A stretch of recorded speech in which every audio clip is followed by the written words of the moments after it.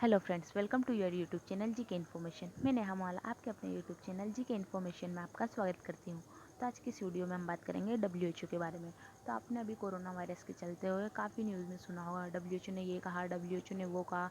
यहाँ तक कि अमेरिका के राष्ट्रपति डोनाल्ड ट्रंप, ये अमेरिका के राष्ट्रपति डोनाल्ड ट्रंप, इन्होंने इस बार डब्ल्यूएचओ को फंडिंग देने से रोक दिए। इन्होंने डब्ल्यूएचओ को फंडिंग देने से मना कर दिया। ये अभी काफ़ी न्यूज़ में था। चलिए अब हम जानते हैं आखिर ये डब्ल्यूएचओ होता क्या है। डब्ल्यूएचओ वर्ल्ड हेल्थ ऑर्गेनाइजेशन होता है, विश्व स्वास्थ्य संगठन होता है। क्या होता है डब्ल्यूएचओ का full form? World Health Organization होता है।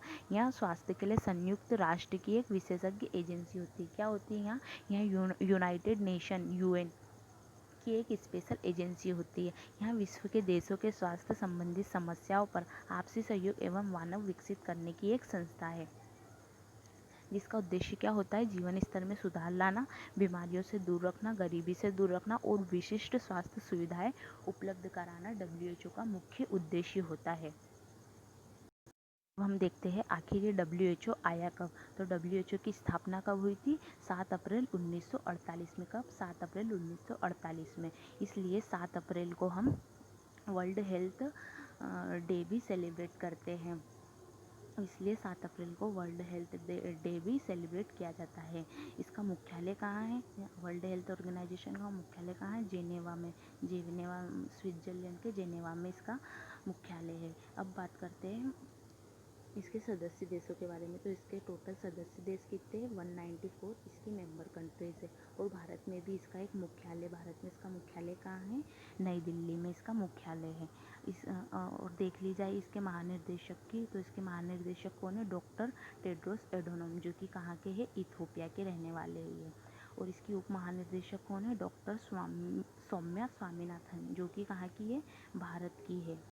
यहाँ है डॉक्टर सौम्या स्वामीनाथन। यहाँ भारत की पहली महिला है जो डब्ल्यूएचओ में उप महानिर्देशक के रूप में कार्यरत है। ये हमारे लिए बहुत गर्व की बात है कि ये भारत की रहने वाली है और डब्ल्यूएचओ में उप महानिर्देशक के रूप में कार्यरत है। ये सारे बहुत ही इंपॉर्टेंट फैक्ट है, इसलिए आप मेरे साथ साथ इसे याद भी करते चलिए। तो डब्ल्यूएचओ की स्थापना कब हुई थी? 7 अप्रैल 1948 में हुई थी। इसलिए 7 अप्रैल को हम वर्ल्ड हेल्थ डे भी सेलिब्रेट करते हैं। और इसका मुख्यालय कहाँ है? डब्ल्यूएचओ का मुख्यालय कहाँ है? जेनेवा, स्विट्जरलैंड में है। और इसका भारत में भी एक मुख्यालय है, जो कि कहाँ है? नई दिल्ली में।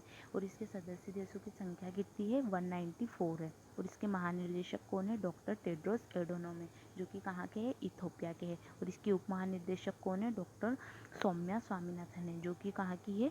भारत की रहने वाली है। ये सारे फैक्ट बहुत ही इंपॉर्टेंट है, तो इसे आप मेरे साथ साथ याद भी करते चलिए, ताकि ये आपको एग्ज़ाम में बहुत ही बेनिफिशियल रहे और कहीं ना कहीं जब भी ये आपसे पूछ ले जाए तो आप इसे याद रखें। वायरस के चलते हुए अभी आपने न्यूज़ में काफ़ी सुना होगा कि डब्ल्यूएचओ ने ग्लोबल हेल्थ इमरजेंसी लागू कर दी गई है। इस इमरजेंसी के लिए डब्ल्यूएचओ के पास एक इमरजेंसी फंड होता है, जिसका उपयोग वायरस प्रभावित इलाकों में किया जाता है। कोरोना वायरस से निपटने के लिए डब्ल्यूएचओ के पास इस समय $1.8 मिलियन का एक फंड है।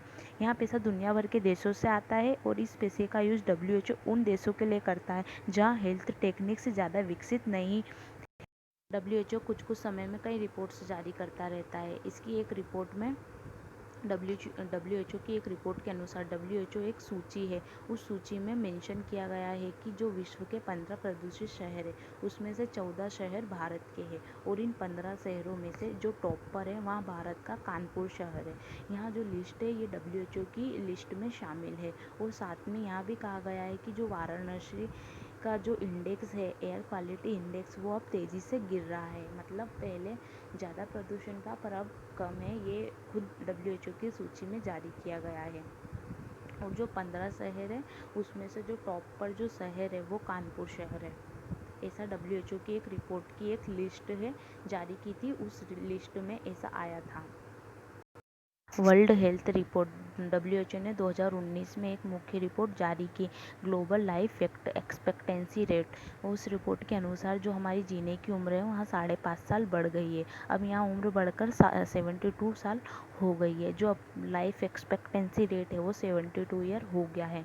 मतलब जो ग्लोबल लाइफ एक्सपेक्टेंसी रेट है वो 5.5 साल बढ़ गया है। बात की जाए ह्यूमन रिसोर्स फॉर हेल्थ की, तो जो 1980 में जो बीमारी आई थी स्मॉल पॉक्स, उसको WHO ने जड़ से ख़त्म कर दिया है।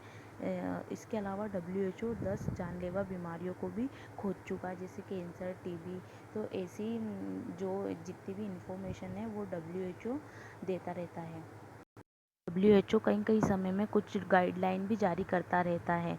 जैसे अभी WHO ने कुछ समय पहले एक गाइडलाइन जारी की थी, जो 1 साल के कम उम्र से जो 1 साल से कम उम्र के बच्चे उन्हें इलेक्ट्रॉनिक डिवाइस से दूर रखना चाहिए। जो भी इलेक्ट्रॉनिक स्क्रीन रहती है जैसे मोबाइल, उससे दूर रखना चाहिए। पर आजकल के बच्चों को तो होते से ही मोबाइल दे दिया जाता, पर ऐसा नहीं करना चाहिए। उन्हें मोबाइल से दूर रखना चाहिए। और जो भी 5 साल के से कम उम्र के बच्चे हों, उन्हें एक दिन में कम से कम बस 1 घंटे तक ही इलेक्ट्रॉनिक स्क्रीन के सामने रखना चाहिए। मतलब उन्हें बस 1 घंटे तक ही, मतलब बच्चों को तो 5 साल से कम उम्र के बच्चों को तो मोबाइल स्क्रीन से दूर ही रखना चाहिए, ऐसा WHO ने बताया है। एक उसकी मतलब WHO कहीं कहीं टाइम पे कुछ टाइम पर ही गाइडलाइन जारी करता रहता है। एक गाइडलाइन में उसने ये भी बताया है, उसने मेंशन किया था कि जो भी 1 साल के बच्चे रहते हैं उन्हें इलेक्ट्रॉनिक स्क्रीन से दूर रखना चाहिए। और जो भी 5 साल से कम उम्र के बच्चे रहते हैं उन्हें बस 1 दिन में बस 1 घंटे ही दिखाना चाहिए मोबाइल स्क्रीन। WHO का मुख्य उद्देश्य जो भी कम्युनिकेबल डिसीज़ है उसे पूरी तरह ख़त्म करना है। कम्युनिकेबल डिसीज़ जैसे HIV, AIDS, malaria, TB, Ebola जैसी बीमारियों को ख़त्म करना। पर अब इसका मुख्य उद्देश्य ज़्यादा अभी कोरोना वायरस के केसेस दिन पे दिन कितने बढ़ते ही जा रहे हैं, तो अब इसका मुख्य उद्देश्य क्या बन गया है, कोरोना वायरस को पूरी तरह ख़त्म करना और इसकी वैक्सीन बनाना।